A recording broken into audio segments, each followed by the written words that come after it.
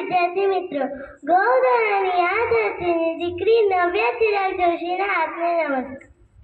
આજે મારા વિષયનું નામ છે મોબાઈલ. આજે મારે એક વિષય ઉપર વાત કરવી છે. ઘણા લોકો તેનો સદુપયોગ કરે છે, ઘણા લોકો તેનો દુરુપયોગ કરે છે. જે લોકો તેનો સદુપયોગ કરે છે તેમને મારા વંદન, જે લોકો તેનો દુરુપયોગ કરે છે તેમને મારા અભિનંદન. આજે મારા વિષયનું નામ છે मोबाइल, आशीर्वाद के अभिशाप. बदलती दुनिया का ऐसा असर होने लगा कि बदलती दुनिया का ऐसा असर होने लगा कि आदमी पागल और फोन स्मार्ट होने लगा. आदमी पागल, फोन स्मार्ट होने लगा. मोबाइल નો ભરપૂર ઉપયોગ કરો, પણ યાદ રાખજો તે આપણી સેવા માટે છે. એકવાર એક શખ્સને કોઈએ પૂછ્યું કે મોબાઈલ આપણા માટે આશીર્વાદ છે કે અભિશાપ. એ શખ્સે સરસ જવાબ આપ્યો, જો તેનો વિવેકપૂર્ણ ઉપયોગ કરવામાં આવે તો તે આશીર્વાદ છે, પણ જો તેનો દુરુપયોગ કરવામાં આવે તો તે અભિશાપ છે. આપણી જિંદગી બરબાદ કરી નાખે છે. આજે મારે તમને એક વાર્તા કહેવી છે. એક શાળામાં શિક્ષક બધા વિદ્યાર્થીઓને નિબંધ લખવાનું કહે છે. વિષયનું નામ હતું માં. બધા જ વિદ્યાર્થીઓ ખૂબ સરસ નિબંધ લખે છે, પણ ત્યારે એક વિદ્યાર્થી એવો નિબંધ લખે છે કે હે ઈશ્વર, જો તું મને આવતા જન્મમાં માનવનો જન્મ આપવાનો હોય તો તું મને નહીં આપતો.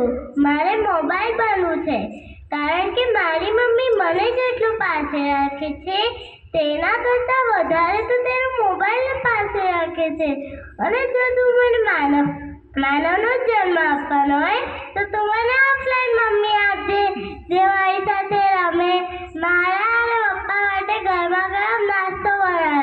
મારે એવી ઓફલાઈન મમ્મી જોઈએ છે.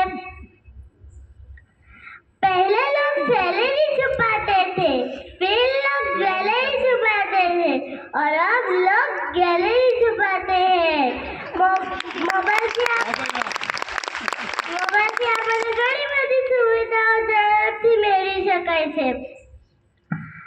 મિત્રો, આપણે મોબાઈલમાં સારા વિડીયો જોઈને તેમાંથી પ્રેરણા લઈ શકીએ છીએ, પણ આપણને મોબાઈલની એટલી લત લાગી છે કે આપણે મોબાઈલ વગર એક ક્ષણ પણ નથી રહી શકતા. આપણે આપણા મા બાપને મૂકીને, બાળકોને મૂકીને, પત્નીને મૂકીને વિદેશમાં રહી શકીએ છીએ, પણ મોબાઈલ વગર નથી રહી શકતા. મોબાઈલથી આપણને માથાનો દુખાવો, યાદશક્તિમાં ઘટાડો અને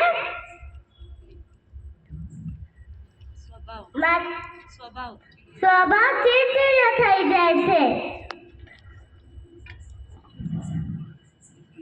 पेड़ बबुल का तो आम कहाँ से होए, बोया पेड़ बबुल का तो आम कहाँ से होए.